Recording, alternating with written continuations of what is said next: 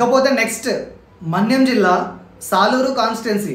ఇక్కడ 2014లో వైసీపీ నుంచి పీడిక రాజన్న దొర గారు టీడీపీ పార్టీ అభ్యర్థి అయిన రాజేంద్ర ప్రతాప్ గారి మీద పోటీ చేసి 4997 ఓట్ల మెజారిటీతో గెలవడం జరిగింది.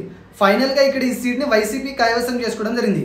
ఇక 2019లో కనుక మనం ఒకసారి ఇలానే చూసుకున్నట్లయితే ఈసారి కూడా వైఎస్ఆర్సీపీ అభ్యర్థిగా పీడిక రాజన్న దొర గారు జనసేన పార్టీ అభ్యర్థి అయిన బోనేల గోవిందమ్మ గారి మీద ఈసారి టీడీపీ పార్టీ అభ్యర్థి అయిన రాజేంద్ర ప్రతాప్ గారి మీద పోటీ చేసి ఫైనల్గా టీడీపీ మీద 20,029 ఓట్ల మెజారిటీతో ఈసారి కూడా ఈ సీట్ని వైఎస్ఆర్సీపీ గెలుచుకోవడం జరిగింది. ఇక 2024 ప్రస్తుత పరిస్థితి కనుక మనం చూసినట్లయితే కూటమి అభ్యర్థిగా టీడీపీ నుంచి గుమ్మడి సంధ్యారాణి గారు పోటీ చేస్తున్నారు. ఇక వైఎస్ఆర్సీపీ నుంచి ఈసారి కూడా పీడిక రాజన్న దొర గారు ఇక్కడ పోటీ చేయడం జరుగుతుంది. ఈసారి వీరిద్దరి మధ్య జరిగే హోరాహోరీ పోరులో ఏ అభ్యర్థి గెలుస్తారు అంటే ఇక్కడ పోటీ చేసే కూటమి అభ్యర్థికి ప్రస్తుతం అక్కడ ప్రజల్లో మంచి అభిప్రాయం ఉండడం కారణంగా వైసీపీ మీద యువతలో కొంత అసంతృప్తి కారణంగా వైసీపీ మేనిఫెస్టో అన్నది కూడా యువతిని కొంత నిరాశపరచడం కారణంగా ఈసారి ఇక్కడ ఫలితం అనేది పోటాపోటీ వాతావరణాన్ని తలపించనుంది.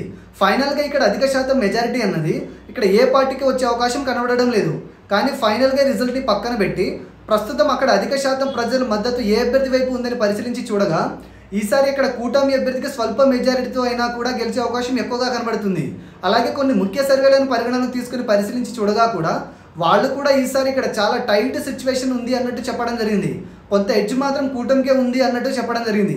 కానీ గెలుపు అన్నది కొత్తగా ఈసారి పోలవబోయే యువత ఓట్ల మీద కూడా ఆధారపడి ఉంటుంది.